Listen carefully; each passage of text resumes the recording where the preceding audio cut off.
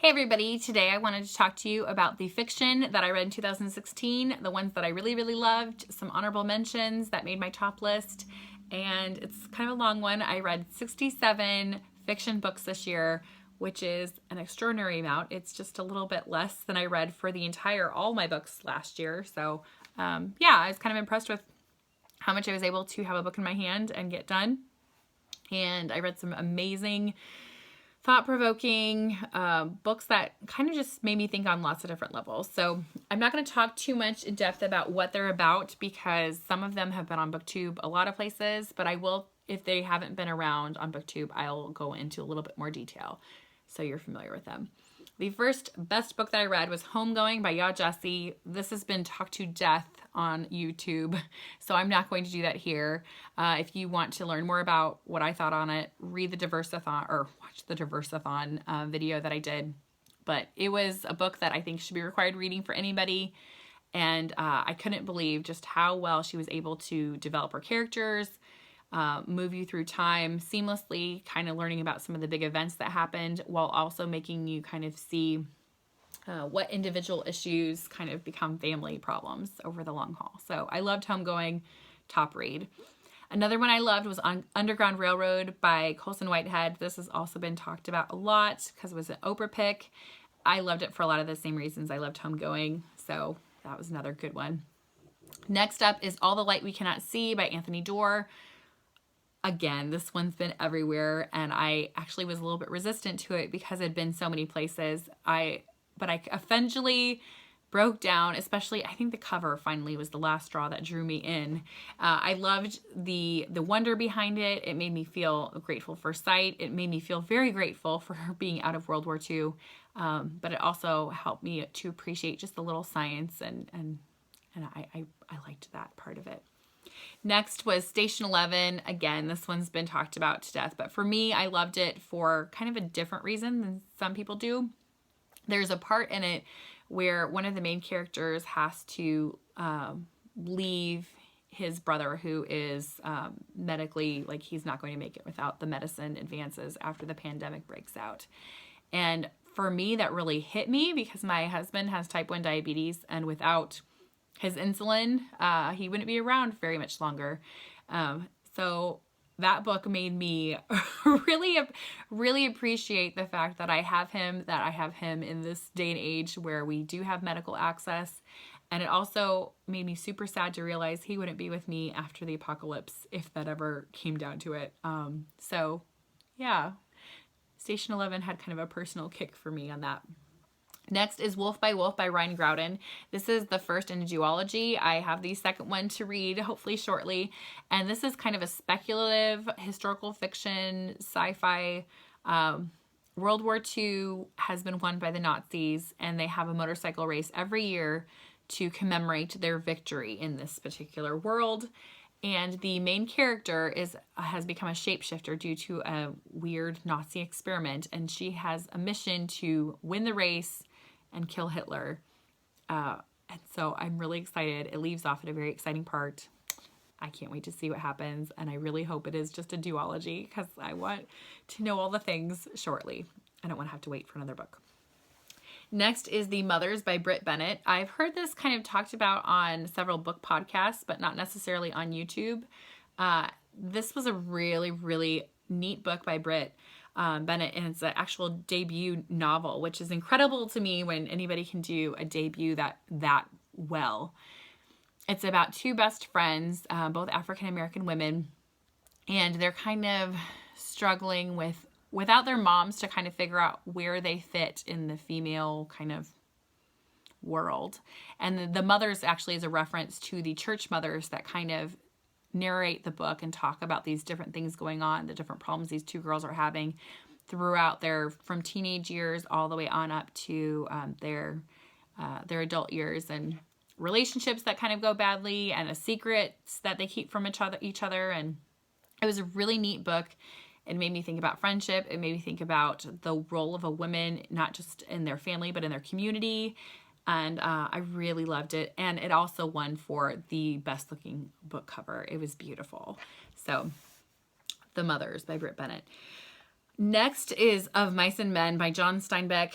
I read a few of his novellas last year. He has written several of them that are pretty reasonable within like 100 pages. And I think it's incredible that he can make a plot and characters develop so quickly and so well that you can actually have a complete and unforgettable story within 100 pages. And John Steinbeck has my heart for that.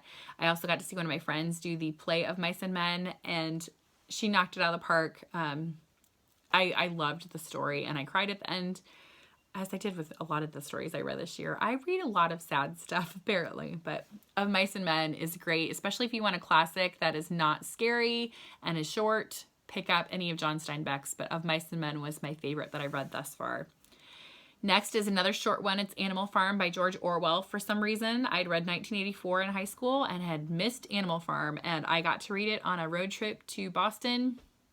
Blew my mind. I laughed out loud several times. I think it'll be kind of a reread for me several times in the next 4 years, especially.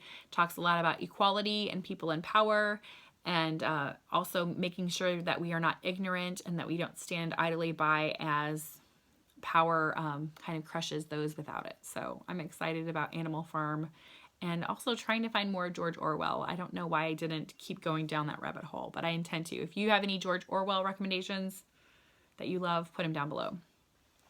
Next is The Martian, and this got a lot of hype, but it was well-deserved. I don't do a lot of sci-fi, but Andy Weir really engaged me in the plot. I loved Mark Watney as a character. He's probably, I don't get a lot of book crushes, but I had one on Mark Watney because he was intelligent and funny, and those are my top two hands down turn-ons. And The Martian had me just like every 5 seconds he's got a different problem. It also made me think a lot about how I would have just given up.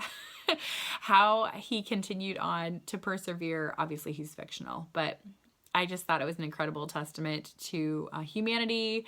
The movie did also, it surprised me that how well they did it. I think it helped that they incorporated some other points of views, so it wasn't just a retelling of the book, but it expanded on it. That was really cool. So The Martian definitely gets a high praise in my book. Next is A Monster Calls by Patrick Ness. This is a graphic novel, and it's actually also just been made into a movie. Liam Neeson plays the monster. I can't wait to see it. I hope they don't screw it up, because I really love this. If you haven't heard of it, it's a boy dealing with the grief of his mother dying, and there's a lot of kind of mythical allegory elements, and I don't know. It made me cry. I read it in one sitting at night, and I was just in my bathrobe, just like weeping and getting on Facebook, telling everybody to immediately go to their library and pick it up, because it was just perfectly done. And I can't wait. I want to get that book as well. Next are the books that kind of didn't make the list per se, but they're worth the mention for sure. A Heart Goes Last by Margaret Atwood. This book will have me thinking for several years, because it was just so strange, as Margaret Atwood can do. It's kind of a prison utopia mixed with romance, mixed with there's Las Vegas sex dolls and chickens, and it's this couple trying to cope with they've chosen their life partner, and is the grass really greener on the other side? Is life better somewhere else if they give up things that they think are important? Can you force somebody to choose things that they don't think they will ever choose? Because there's just so much layering in it. Margaret Atwood is queen as that, and she's one of the authors that I definitely want to keep going into in 2017 as well. So if you have any great Margaret Atwood suggestions other than A Handmaid's Tale, please put them below. Another one is Revolutionary by Alex Myers. This is historical American Revolution fiction about a real person, Deborah Sampson. And Alex Myers is one of her descendants.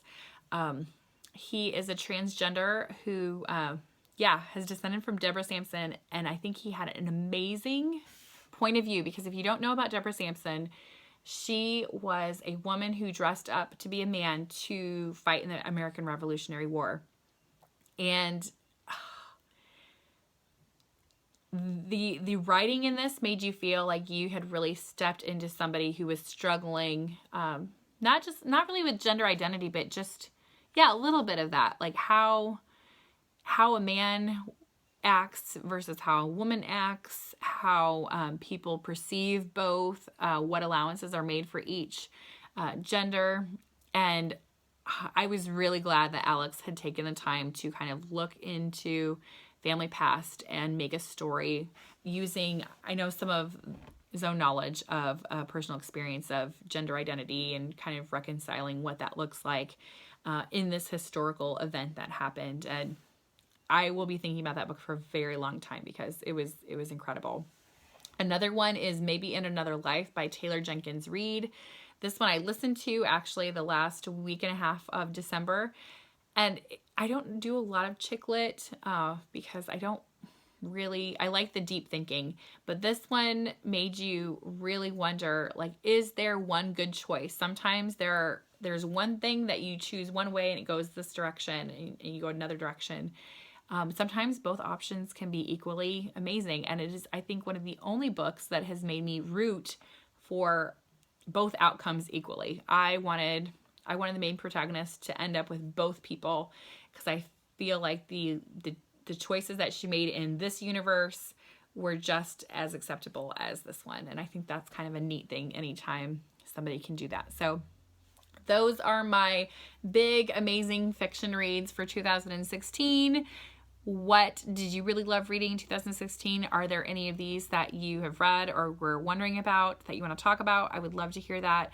I have not been on here very much lately just because we've been running around like crazy people trying to get lives back in order before January 3rd hits. But we're working on it and I'm really excited about the reading 2017 will bring. I'll talk to you guys later. Bye.